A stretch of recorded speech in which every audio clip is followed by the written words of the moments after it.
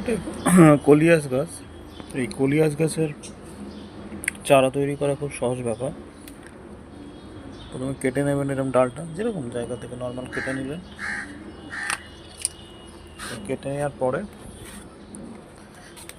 এরকম একটা জায়গায় জল নিয়ে জাস্ট বসিয়ে দেবেন।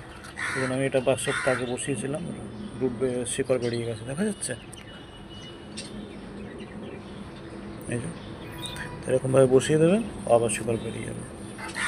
কোনো রুট হরমোন কিচ্ছু লাগে না, সিম্পল জলের মধ্যে বসিয়ে দেবেন, বসে গেল আর রেডি হয়ে গেল।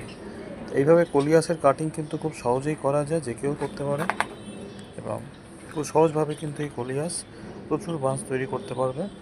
আপনারা নিজেরাও রাখতে পারেন, কোনো সেরকমভাবে স্পেশাল কেয়ার কিছু লাগে না, আলাদা করে খাবারও লাগে না, জলেও করা যেতে পারে, মাটিতেও করা যেতে পারে।